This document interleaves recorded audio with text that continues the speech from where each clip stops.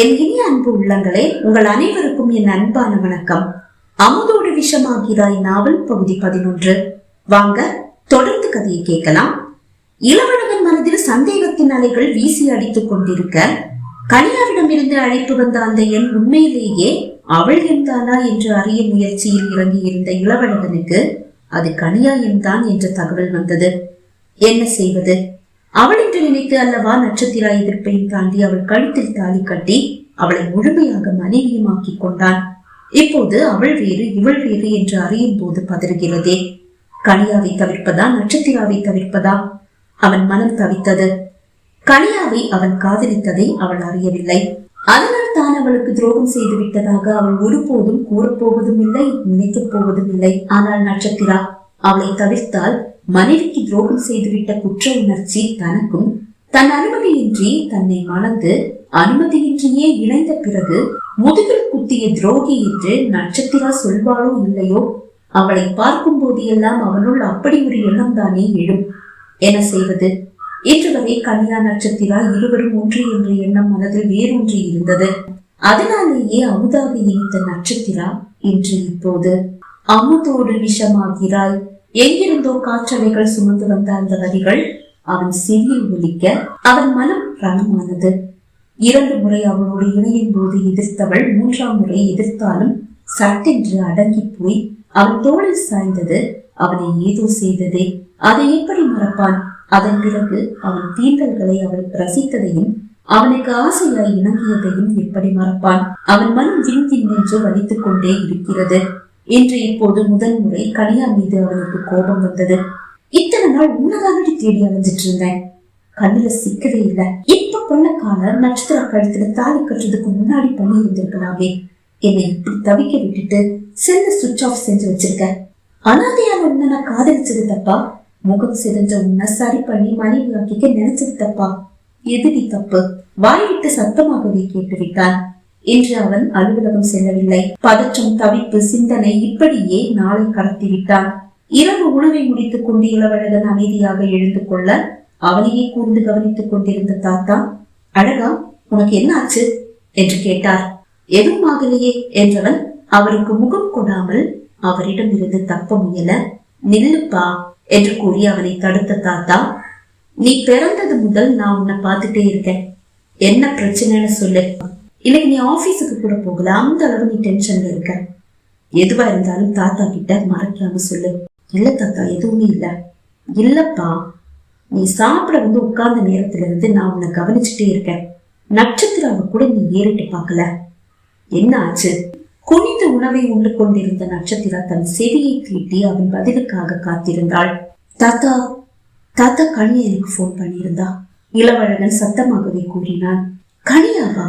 தாத்தாவுக்கு அதிர்ச்சி, வியப்பு. அப்படின்னா நட்சத்திரா? கனியா இல்ல தாத்தா என்று கூறியவன் சட்டென்று கை கழுவிவிட்டு மாறி ஏறிவிட்டான். எஸ் என்று தனக்குள் உறக்க கூறிக்கொண்டாள் நட்சத்திரா. இனி அவன் அறைக்கு செல்ல வேண்டும். அவனது எதிர்வினை என்ன என்று அறிய வேண்டும். நட்சத்திராவும் உணவை முடித்துக் கொண்டு ஆவலோடு மாடி ஏற ஆரம்பித்தாள். அறைக்குள் அவள் வரும்போது விழிகளை மூடி படுத்திருக்கிறான் இளவழகன். இவனிடம் சற்று விளையாடினால்தான் என்ன? என்னுடைய விருப்பம் இல்லாம என்ன நீங்க தொட்டீங்கல்ல, அப்ப எனக்கு எப்படி இருந்திருக்கும் அது உங்களுக்கு தெரிய வேண்டாமா? ஆனால் அடுத்த நொடி, ஏய் அவனே பெண் பித்தன், உன்னை வளைச்சு போறதான் இந்த டிராமா எல்லாம் நடத்திட்டு இருக்கான். நீ அவனை சீண்டுறேன்னு சொல்லிட்டு அவன் வலையில போய் சிக்கிக்காத.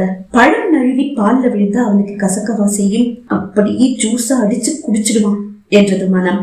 அதென்னவோ சரிதான், அவன் பெண் பித்தன் தான். ஆனா என்ன வளைச்சு போடதான் இந்த நடிப்பெல்லாம் நடிச்சிட்டு இருக்கான்னா, கண்டிப்பா இப்ப என்கிட்ட இருந்து தள்ளி போற மாதிரி தானே நடிச்சாகணும். அததானே செய்வான். அப்படி இல்லையா அவன் மனசுல வேற ஏதாவது பிளான் இருக்குன்னா அது இப்ப தெரிஞ்சிடுமே. தனக்குள் கூறிக்கொண்டவள் மெல்ல படுக்கையில் சாய்ந்த பின் நகர்ந்து வந்து அவனை சுற்றி வளைத்துக் கொண்டாள். இதை அவன் எதிர்பார்க்கவில்லை என்று மட்டுமல்ல, விரும்பவும் இல்லை. எனக்கு தலைவலிக்குது நட்சத்திரா என்றான். அதனால என்ன? நான் சும்மா கட்டி பிடிச்சிட்டு தானே படுத்திருக்கேன், நீங்க தூங்குங்க. நான் தனியா படுக்க ஆசைப்படுறேன் எரிச்சலோடு அவன் கூற. ஓ, தனியா படுக்க ஆசைப்படுறீங்களா? அதாவது உங்களுக்கு மனசு சரியில்லை. விழி மூடி கிடந்தவன் விழிகளை திறந்து நட்சத்திராவை பார்த்தான். ஆமா, இது என்னங்க நியாயம்? எனக்கு மனசு சரியில்லாட்டியும் பிடிக்காட்டியும் நீங்க வலுக்கட்டாயமா கழுத்துல தாலி கட்டுவீங்க, உறவும் வச்சுப்பீங்க. அதுவே உங்களுக்கு மனசு சரியில்லாட்டி நாங்க ஆசையா தொட்டா கூட உங்களுக்கு பிடிக்காது. இளவழகனால் பதில் சொல்ல முடியவில்லை. எவ்வளோ கலியாவா அது நான் இல்லைன்னு சொல்லி கேட்காம வலுக்கட்டாயமா என் கழுத்துல தாலியை கட்டி பிடிக்கலன்னு தெரிஞ்சிருந்தும் வலுக்கட்டாயமா கற்பழிச்சுட்டு இப்போ அந்த கலியா நான் இல்லைன்னு தெரிஞ்சதும் என்கிட்ட இருந்து தள்ளி போக பாக்குறீங்க, அப்படிதானே? அதற்கும் அவனுக்கு பதில் இல்லை. மனைவியே ஆனா கூட அவ அனுமதி இல்லாம அவளை தொடக்கூடாது. அப்படி தொட்டா அதுக்கு பேரு கற்பழிப்பு தான். இது கூட தெரியாத நீங்க ஒரு நல்லவர்னு நான் நம்பணும். அவன் அதற்கும் ஒன்று பேசவில்லை. இனிமே என்னுடைய அனுமதி இல்லாம என்ன தொட்டீங்க, அப்புறம் நடக்கிறதே வேற. கோபமாக அவள் கூற, இனி நானே உன்னை தொட போறேன், என்னை பிடிக்காட்டி நீ தாராளமா உங்க வீட்டுக்கு போலாம். அவனும் கோபமாக கூற, ஓ இப்ப அப்படியா? புது பொண்டாட்டி கசக்க ஆரம்பிச்சுட்டேனா? என்னை விட புதுசா ஒருத்தி வர போறாளே, அதுதான் நான் கசக்கிறேன் போல. நான் அடி சொன்னேன் நீ கசக்கிறேன்னு?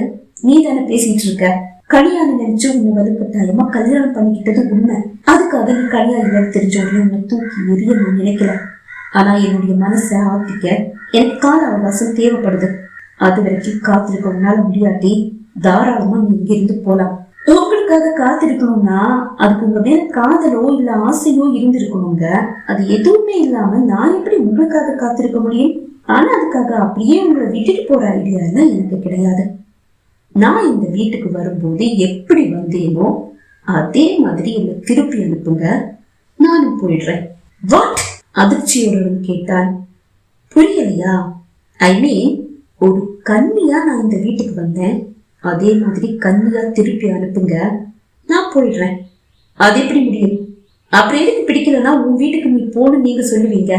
அவன் பேசவில்லை, விழிகளை மூடிக்கொண்டான். அவளுக்கு வியப்பாக தான் இருக்கிறது. இவன் உண்மையிலேயே அந்த முகத்தின் உடையவளான தன்னை நேசித்தானா இல்லை இப்போதும் நடிக்கிறானா? அதை பரிசோதித்தறிய அவள் முடிவு செய்தாள். எது எப்படியோ என்னுடைய விருப்பம் இல்லாம என் கழுத்தில் தாலி கட்டிட்டீங்க, என்னை தொட்டுட்டீங்க. இனி என்னால என்ன பண்ண முடியும்? விதின்னு சொல்லி உங்க மனைவியாவே வாழ்ந்துட்டு போறேன். உங்க குழந்தைய பெத்துக்கவும் நான் தயாரா இருக்கேன் என்று கூறியவள் அவனை மீண்டும் கட்டி அணைத்தாள். அவள் கையை தன்னிடமிருந்து அகற்றியவன், அதுதான் கொஞ்சம் டைம் வேணும்னு சொன்னேன்ல, இது என்னங்க நியாயம்? அந்த டைம் நீங்க எனக்கு கொடுத்திருந்தா உங்களுக்கு நானும் டைம் கொடுக்கலாம். ஆனா அது எதுவும் எனக்கு கொடுக்காத நீங்க டைம் கேட்டா எப்படி கொடுக்கிறது? அவள் வேண்டுமென்றே தன்னை சீண்டுகிறாள் என்பது அவனுக்கு புரியாமல் இல்லை. ஆனாலும் அவனுக்கு விற்றென்று கோபம் தலைக்கேறியது. திருப்பி படுத்துக் கொண்டான். ஆனால் அவள் விடுவதாக இல்லை. அவனை மீண்டும் கட்டி அணைத்துக் கொண்டாள். கோபமாக திரும்பியவன் ஓங்கி அவள் கன்னத்தில் ஒரு போடு போட்டான். சொன்னா புரியாதாடி உனக்கு? வேணும்னே என்ன சீண்டிட்டு இருக்க? கன்னத்தை பிடித்துக் கொண்டவனின் கண்களிலிருந்து மளமளவென கண்ணீர் கொட்டியது. அவனது இந்த செயல் அவளுக்கு வியப்பாக தான் இருக்கிறது. அந்த அவலட்சண முகமுடைய தன்னை இவன் உண்மையிலேயே நேசித்தானா? ஆனாலும் அவன் மீது ஒரு புதுவித கோபமும் உருவானது. நடிக்கிறீங்களோ இல்ல நிஜமாவே என்ன காதலிச்சீங்களோ? உங்களை ஒரு வழி பண்ணிட்டு தான் அடுத்த வேலை, தனக்குள் கூறிக்கொண்டவள் திருப்பி படுத்துக் கொண்டாள். அந்த பிரிவு 2 வாரங்கள் அப்படியே தொடர்ந்தது. இளவழகன் தினமும் கலியாயினிற்கு அழைத்துக் கொண்டேதான் இருக்கிறான். அன்று காலை ஆழ்ந்து உறங்கிக் கொண்டிருந்தவனை பார்த்து, உன்னோட தூக்கம் இன்னையோட போச்சுடா தனக்குள் கூறிக்கொண்டவள் வாந்தி வருவது போல் சத்தத்தை எழுப்பியபடியே எழுந்து குளியல் அறைக்கு ஓடினாள். அந்த சத்தம் கேட்டு விழித்த இளவழகன் குளியல் அறைக்குள் இருந்து வாந்தி எடுக்கும் சத்தம் கேட்க, இவளுக்கு என்னாச்சு தனக்கு தானே கேட்டுக்கொண்டான். 10 நிமிடம் கழித்து வெளியே வந்தவள் படுக்கையில் சாய்ந்து அமர்ந்திருக்கும் இளவழகனை கண்டதும், நாள் தள்ளி போயிடுச்சு, அப்பவே சந்தேகப்பட்டேன் என்றாள். அதை கேட்டு அவன் முகத்தில் ஈயாடவில்லை. இத்தனை நாள் கலியாவை அவன் அழைக்கும் போது சுவிட்ச் ஆஃப் என்ற பதில் அல்லவா வந்து கொண்டிருந்தது. ஆனால் நேற்று இரவு அவளை அவனை அழைத்து, உங்களை பார்க்கணும், நாளைக்கு நான் உங்க வீட்டுக்கு வரேன் என்று கூறியிருந்தாள். 2 வாரங்கள் தன் பக்கம் திரும்பி கூட பார்க்காத நட்சத்திரா தன்னை விட்டு சென்று விடுவாள் என்றுதான் இளவழகன் நினைத்தான். அடிக்கடி ஏதோ தோழியை அழைத்து அவன் காதுபடவே, ஏதாவது நல்ல வக்கீலா இருந்தா பார்டி, விவாகரத்துக்கு அப்ளை பண்ணணும் என்று கூறிக்கொண்டும் அல்லவா இருந்தாள். ஆனால் தன் தவறில் நட்சத்திர வாழ்க்கை பறிபோனதால் அவளை விட்டுவிடவும் தொடரவும் முடியாமல் அவன் தவித்துக் கொண்டிருக்கும் போது இதோ அவர்கள் உறவு இன்னும் திடமாகிறது. அவன் குழந்தையை அவள் சுமக்கிறாள். அவன் முகத்தில் ஏதேதோ பல பாவ மாற்றங்கள். அதை பார்த்து மனதுக்குள் ரசித்தவள், நீங்க ஒன்னும் கவலைப்பட தேவையில்லை. இந்த குழந்தையை காட்டி நான் உங்களை பிளாக்மெயில் பண்ண மாட்டேன். இதையே சாக்கா வச்சுட்டு இங்கேயே உங்க கூட மனைவியா வாழ்ந்துடவும் மாட்டேன். நீங்க தாராளமா எனக்கு விவாகரத்து கொடுத்துட்டு உங்க கல்யாணையே கட்டிக்கலாம். எந்த குழந்தைய சுமந்துக்கிட்டு என்னால இன்னொருத்தனை கல்யாணமும் பண்ணிக்க முடியாது. அதனால உங்களுக்கும் எனக்கும் வேண்டாத இந்த குழந்தைய நான் அழிச்சிடுறேன். அவள் சர்வ சாதாரணமாக கூட அதை கேட்டு ஆடி போனான். தன் குழந்தையை அழிப்பதா? கோபமாக அவளை பார்த்தவன், என்னது ஏன் குழந்தைய நீ அழிக்க போறியா? அது ஒரு நாளும் நடக்காது நட்சத்திரா. அதுக்கு நான் ஒரு நாளும் அனுமதிக்க போறதில்ல. அந்த குழந்தைய நல்லபடியா பெத்து என் கையில கொடுத்துட்டு நீ இந்த வீட்டுல இருந்து போலாம். எவனை வேணும்னாலும் கல்யாணமும் பண்ணிக்கலாம். கோபமாக அவன் கூற, என்னது குழந்தைய நல்லபடியா பெத்து உங்க கையில கொடுக்கிறதா? என்ன குழந்தை பெத்து போட்ட மிஷன் நினைச்சீங்களா? ஏன் உங்க கனியா உங்களுக்கு ஒரு குழந்தைய பெத்து கொடுக்க மாட்டாளா?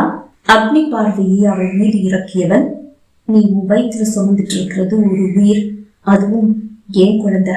அப்படி ஒரு குழந்தை உன் வயிற்றுல வளர்ந்து நட்சத்திரா, அதை அழிக்க உன்னை அனுமதிக்க என்னால முடியாது. கோபம் சிறிதும் குறையாமல் இளவழகன் கூற, இந்த குழந்தையை அழிக்க எனக்கு எவன் அனுமதியும் தேவையில்லை. அவள் கோபமாக கூற, என்னோட அனுமதி உனக்கு தேவையில்லாம இருக்கலாம், ஆனா டாக்டருக்கு என் அனுமதி தேவை. அவர் அனுமதி கேட்பாரு. நான் டாக்டர் கிட்ட போனாதானே அனுமதி தேவை. எத்தனையோ வைத்தியர்கள் இருக்காங்க. காசை வீசி எடுத்துட்டு கருவை கலப்ப மருந்து கேட்டா கொடுக்காமலா இருப்பாங்க? கோபத்தின் உச்சத்தை தொட்டவன், முன் அனுபவம் ரொம்ப ஜாஸ்தி போல வார்த்தையை விட்டான். அதிர்த்து போனவளின் விழிகள் நிறைந்து விட்டது. அதை கண்டவன் தன் வார்த்தையின் கடுமையை உணர்ந்தான். எரிந்த கல்லையும் விட்ட வார்த்தையையும் எப்படி எடுப்பது? மன்னிப்பு கேட்க வேண்டும் என்று நினைத்தாலும் அது அவளது அகந்தையை அதிகமாக்கும் என்று நினைத்து அதை தவிர்த்தான். அவன் மன்னிப்பு கேட்பான் என்று எதிர்பார்த்தவளுக்கு ஏமாற்றம் மட்டுமல்ல, அவனது அலட்சியம் அவள் இதயத்தை இரண்டாக கிழித்தது. எட்டி பார்த்த கண்ணீர் அவள் கன்னத்தில் வழியவும் செய்தது. சட்டென்று அதை துடைத்தவள், ஆமா நிறைய முன் அனுபவம் இருக்கு. நீங்க 10வது ஆளோ 15வது ஆளோ எனக்கு நினைவில்லை. முதல்ல வயிற்றுல வளர்ந்துட்டு இருக்கிற இதை அழிக்கிற வழியை பாக்குறேன் என்று கூறியவள் உடைத்தவளை எடுத்துக்கொண்டு குளியல் அறைக்கு சென்றாள். குளித்து விட்டு வந்தவள் வேக வேகமாக தயாராக, அவள் தயாராகும் வரை அமைதியாக படுக்கையில் சாய்ந்து அமர்ந்திருந்த இளவழகன், உன்னை 4000 கோடி கொடுத்து ஒரு அடிமையா என்னுடைய தாத்தா வாங்கிட்டு வந்திருக்காரு. அடிமைகளுக்கு எஜமானுடைய கட்டளையை மீற உரிமை கிடையாது. அப்படி மீற விருப்பப்பட்ட 4000 கோடியை எண்ணி வச்சுட்டு போ என்றான். நின்று நிதானமாக தலையை திருப்பி அவனை பார்த்தவள், ஓகே, இந்த குழந்தைய நானா அழிக்க போறதில்ல, ஆனா தானா அழிஞ்சா அதுக்கு நான் பொறுப்பு இல்ல. உடற்பயிற்சி செய்யாம ரொம்ப நாள் ஆச்சு, முடிஞ்ச இன்னைக்கு அது தொடங்கிடுறேன் என்று கூறி அவனை சீண்டி விட்டு வெளியே வந்து விட்டாள். அவனுக்கு கோபம் தலைக்கேறியது. முஷ்டி சுருட்டி ஓங்கி படுக்கையில் ஒரு குத்து குத்தினான். இப்போது அவன் கண் முன் இன்று தன்னை சந்திக்க வருவதாக கூறிய கனியா வந்து நின்றாள். அவன் இருதலைக்குள்ளே எறும்பாக தவித்தான். பகுதி 11 நிறைவடைந்தது. பகுதி 12 உங்களை சந்திக்கும் வரை விடைபெறுகிறேன். நன்றி, வணக்கம்.